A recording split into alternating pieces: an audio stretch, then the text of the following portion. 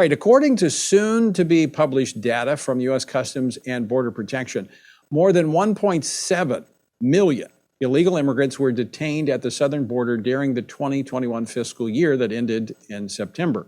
Now, that tops the previous high of 1.64 million detained in the year 2000. And notably, 1.3 million of the 1.7 million were detained in the 9 months since President Biden took office. So much for the president's claim back in March that the surge was just a seasonal normal ahead of the hot summer months, especially since the highest figures were actually in July and August, the hottest months of the summer. Even the president's pick for CBP commissioner acknowledged yesterday that the president's policies are to blame, at least in part. Would you agree with me that a policy of non-enforcement is a pull factor which is encouraging more illegal immigration? Senator, thank you for the question. I think that there are many factors that contribute to this. Is that one of them? It is certainly one part of it, yes, sir. Okay. That was Senator John Cornyn of Texas questioning the president's selection to head up Customs and Border Protection. Former Tucson Police Chief Chris Magnus. So what are we to make of all of this? Joining us now to talk more about this, to give us some insights, is the former Secretary of the Department of Homeland Security, Secretary Chad Wolf. Mr. Wolf, welcome back to the program. Well, thanks for having me, Tony. Pleasure to be here. All right. So are you surprised that we have set an all-time record of apprehensions at the border? Well, I'm surprised in the sense of that's such a large number to have it be the highest ever recorded illegal apprehensions. But I've been looking at this for 8 months. And so I'm not surprised that the Biden administration's policies have led us to the place that we're at today. We have a failed border security strategy, and that has equaled the highest illegal apprehension numbers on record ever in the history of our country since we've been collecting this information. And the 1.7 that you mentioned, Tony, those are just the individuals that Border Patrol apprehends. There's over another 400,000 individuals that have gotten through that safety net along the border this fiscal year that have disappeared into our country. So it's well over 2 million individuals that have attempted to illegally come into the country.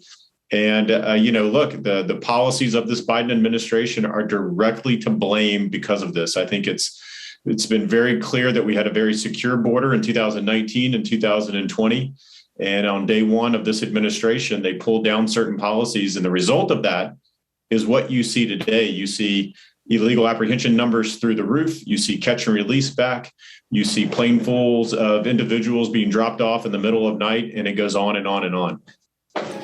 So let me get to that one point there about those who are not apprehended. Is there a ratio? Is it 3/4 of those that are apprehended, 1/4 gets through? What is the number that you work with?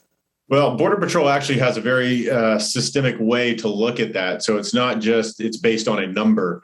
They actually have camera feeds and radar feeds where they see individuals cross, but because they have no agents in the area, they're never able to interdict those individuals.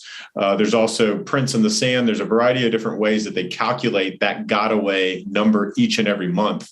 And what we saw this month in September is about 192,000 illegal apprehensions, but the number of gotaways increased.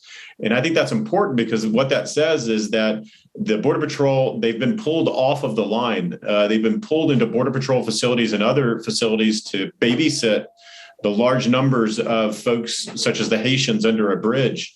And they're not able to interdict those individuals coming across the country. So the number of gotaways in the month of September increased more than it has the rest of the fiscal year. So there's some systemic and fundamental problems with the strategy that they are employing today. And it's problematic because it's not providing the security that the American people need. So the numbers are based upon pretty much actual counts of those who got through. They pretty much know how many people got into the country. You say 400,000 are walking our streets here in the United States, and not all of those are coming here simply for economic opportunity. Right. My contention is of the 400,000, these are individuals that have the means to pay the cartels and the smugglers to get them across in places to elude Border Patrol. You know, a lot of the families that you see and minors that you see actually seek out Border Patrol agents because they know that they'll be taken care of and then they'll be released into the interior of the country. But the folks that want to get away from Border Patrol, that don't want to see a Border Patrol agent, they're the ones that have the means to pay the cartels more. And so you have to think to yourself, those are probably the criminals that if they're apprehended by Border Patrol, they will be removed from the country. So if you're a criminal and you want to come into the country, you're looking for avenues and ways to not encounter the Border Patrol. So whether that's, again, MS-13 members, perhaps you are a known or suspected terrorist, perhaps you're on a watch list. These are the types of individuals that give me the most concern as we look at that 400,000 number this year. Mr. Secretary, final question very quickly. The Biden administration apparently rethinking its policies. They say they're ready to restore the Remain in Mexico policy next month, which was key to stemming the flow at the border. Is that going to happen? Well, I'll believe it when I see it.